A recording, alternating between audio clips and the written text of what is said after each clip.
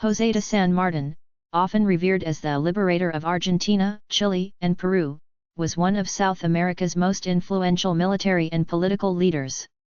His life, spanning from February 25, 1778, to August 17, 1850, was dedicated to the liberation of South American countries from Spanish colonial rule. His vision of a free and independent continent and his strategic military prowess earned him a place in the annals of history alongside figures like Simón Bolívar. Here is a detailed look at his life, from his early years to his legacy as a revolutionary hero. Early life and education. José Francisco de San Martín y Mataraz was born in Yapeyú, in the Viceroyalty of the Rio de la Plata, present-day Argentina. His father, Juan de San Martín, was a Spanish soldier stationed there, and his mother, Gregoria Mataraz, was of Spanish descent. When San Martín was just 6 years old, his family moved to Spain, where he would spend most of his early life and receive his education. He attended the Seminary of Nobles in Madrid, a prestigious institution that prepared young men for careers in the military and public service. Military beginnings in Europe. At the age of 11, San Martín joined the Spanish army as a cadet.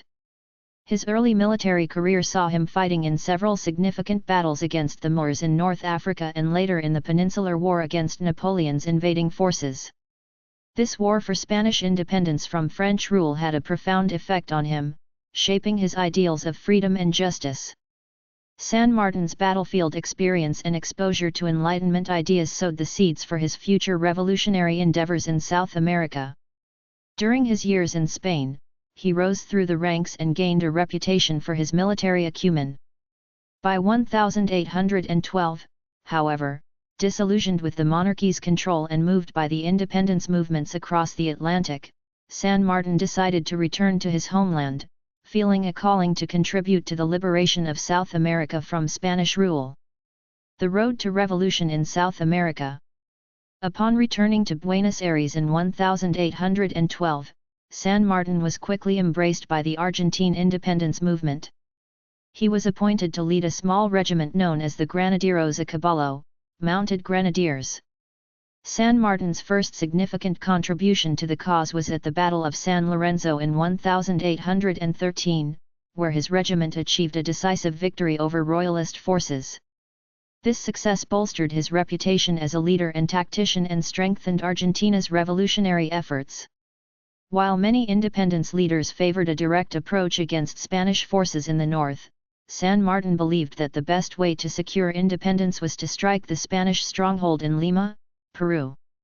To do so, he devised an ambitious plan to cross the Andes, defeat Spanish forces in Chile, and advance by sea to liberate Peru. This bold strategy would become one of the most remarkable military feats of the 19th century. The crossing of the Andes. In 1817, San Martín embarked on his daring expedition across the Andes with a force of around 4,000 men. The journey was perilous due to the harsh terrain, freezing temperatures, and the high altitude of the mountain passes. Despite these challenges, San Martín's careful planning and unyielding determination allowed his army to succeed, with relatively few casualties. The successful crossing not only showcased his leadership but also demonstrated his commitment to the cause of freedom.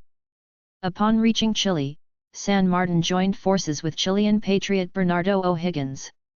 Together, they confronted the Spanish forces at the Battle of Chacabuco on February 12, 1817, achieving a decisive victory that led to the liberation of Santiago, Chile's capital.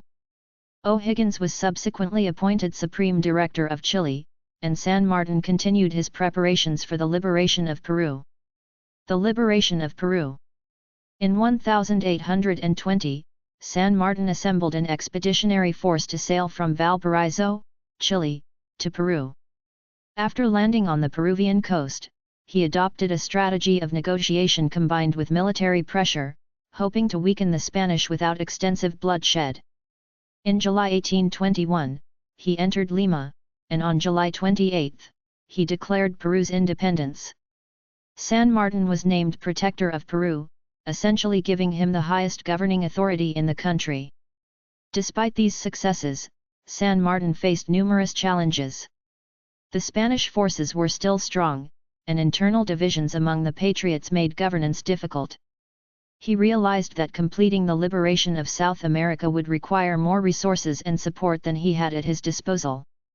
Meeting with Simón Bolívar and retirement.